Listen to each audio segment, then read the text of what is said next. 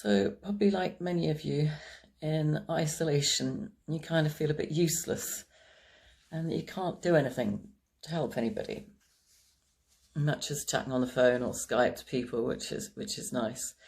My funny gloves, they're arthritis gloves, because I've been quite ill with a condition that's been partially diagnosed because a week or so before COVID-19, I had to stop going to hospital and having tests. My condition is MGUS, which is a pre-cancer, pre-myeloma type thing, and there may be other bits to it, but I haven't been fully tested, so I don't know.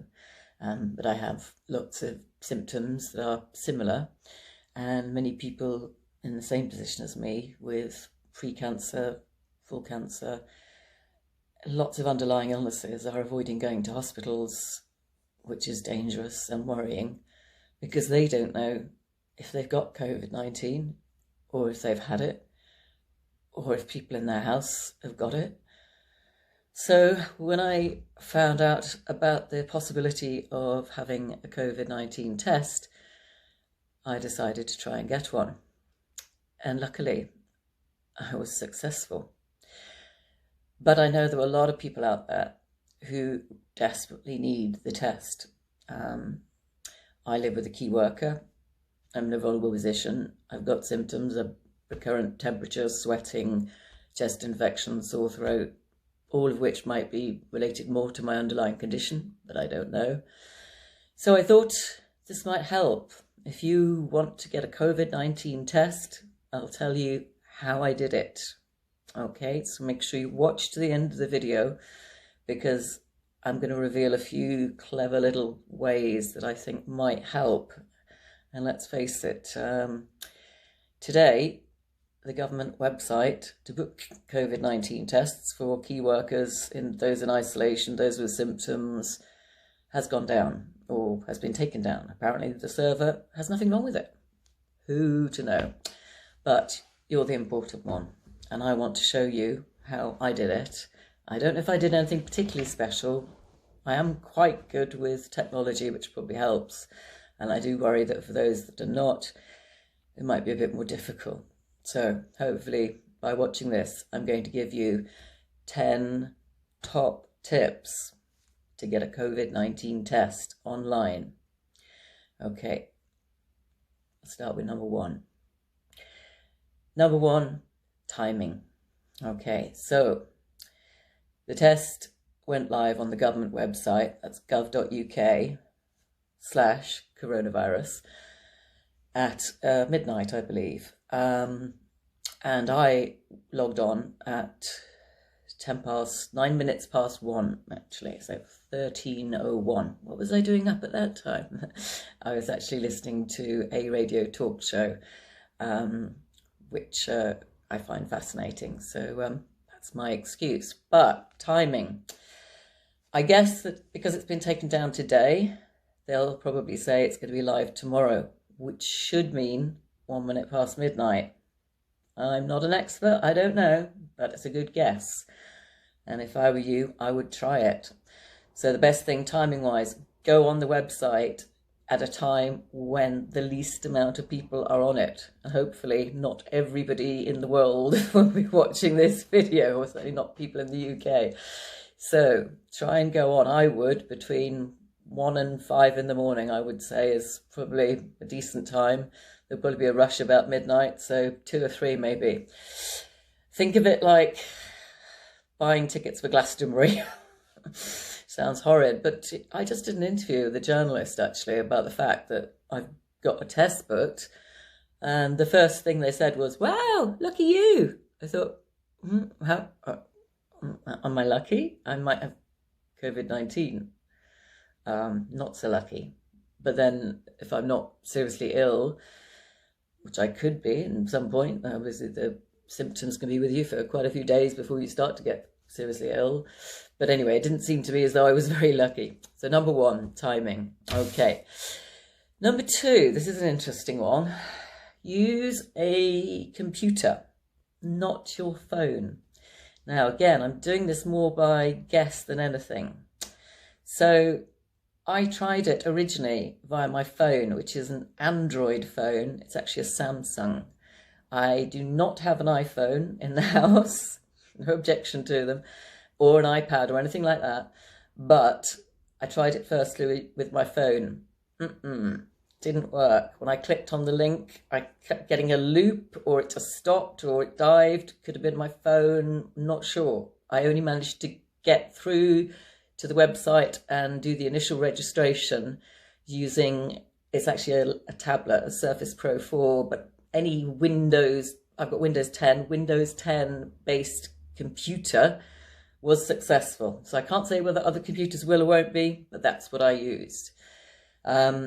There's definitely other stages in this where you have to have a computer, because it's not just a case of logging on and booking it. There are 3 or 4 stages you have to go through.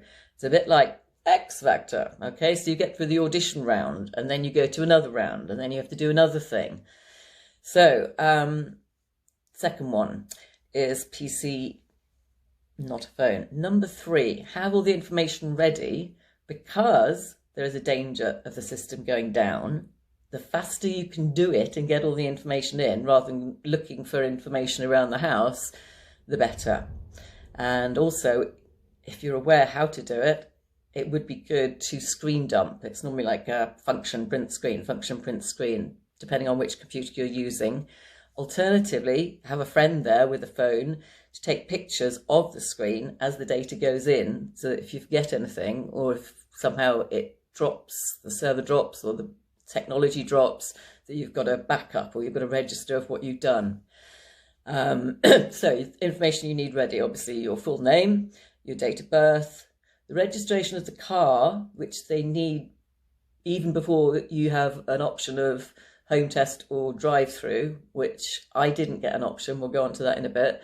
Your postcode, the names and date of birth of other people in your household who might have been exposed to you or might be key workers, that sort of information. You don't need much more. I'm actually a little bit concerned about the security, because I think it would be easy enough to pretend, and I don't want people to take advantage of that, because there's lots of people who are in vulnerable high-risk groups, and in my opinion, they, not me, they should have a priority.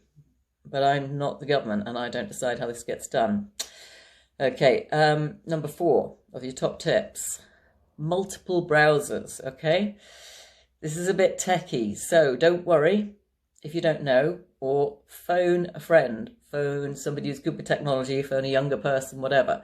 I have Explorer, I have Google Chrome, and I have Firefox on my machine. So I have 3 different browsers. So on your computer, you can have multiple browsers open. Some browsers work better with some technology than others. So the government website, for example, runs better for me in Google Chrome than it does in Explorer. It's easier to work it out. It's easier to identify it. It's also slightly larger. Now, if your eyesight isn't good, which mine isn't, you can increase the screen size. Obviously, if you've got a touch screen, you can make it larger like you do on the Surface.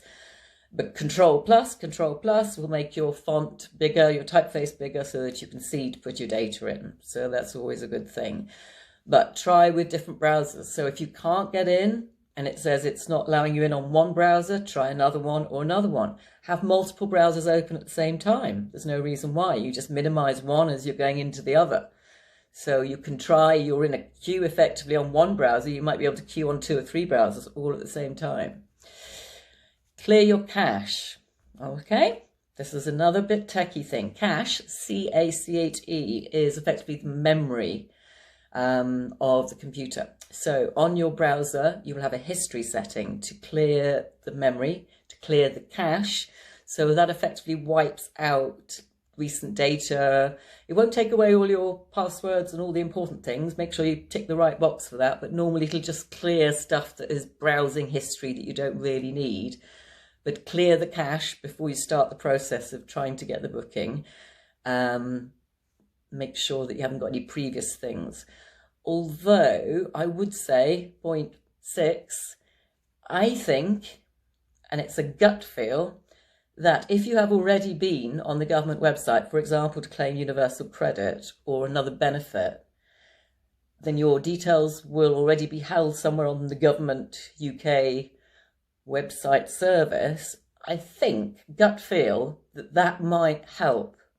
So if you haven't yet started to apply for a benefit or registered for your self-employed universal credit, whatever it is, maybe do that now before this evening, because I think it just seemed as though it was easier, or the pre-population putting the data in. I don't know whether it was cross-checked. I don't think it did, but it doesn't hurt to do it. So do it just to help. 7, I think we're on. Don't use a VPN, okay? That's also a bit technical. A VPN is a virtual private network. Now, what that means is, for example, if you wanted to pretend you were in Canada or the United States to watch a news channel or a film or something that wasn't accessible in the UK, you'd use a VPN, which is what a lot of people in China do when they want to access news in Europe and America. They use a VPN, which effectively fools people into thinking that their computer is not based where it is. So make sure you take advantage of that and don't use a VPN, because the government website has to know that you're in the UK. Okay. And Windows, I've said, not Android, but I don't know about Apple. I really don't know. I haven't tried that, but Windows worked for me and it looks clearer. I have seen it done on a friend's tablet and it didn't look so clear, but then I'm not a Mac user, so maybe I'm not. Number 8. Okay, you'll start to get text messages. Once you've got through the initial going onto the computer and putting your original details in, it'll then say, right, we'll contact you by text message. Now, this apparently could happen anything from a few minutes to a few hours. So I logged on at 1:10 and my text message didn't come through until 10:45 this morning, by which point I went off, made a coffee, thought, oh, that's nice. By the time I logged on, using a 16-digit code, which you have to write down, you can't copy paste, it won't allow you to copy paste. By the time you get through that, there were no home tests available. The only option I had was a drive-through test, swab test, and the nearest place for me was 22 miles away. I live in Gloucestershire. The nearest was North Worcestershire or Edgbaston, which is Birmingham, which, yeah, I didn't want to go that far. And to be fair, I haven't left the house for, well, 8, 9 weeks now, so I'm finding it a bit scary, even the idea. Exciting and scary. So be ready as soon as the text message comes through from your first online registration to act fast when that text message comes through. Because if you delay, it's obviously going to be done in a queuing system. So if you've got your text and you think, oh, I'm all done, I'm booked. No, act fast. So you get the first text saying, here's your verification code, 16-digit code. Don't try and do it on a phone. It doesn't work. Okay, so you can't go, oh, 16 digits, cut, paste, or minimize one window, open the window, A, B, C, D, open this one, A, B, C, D. Doesn't work. Write the 16 code down and then input it all. And for me, it only worked on my computer, not my phone. Again, just talking from experience. Number 9.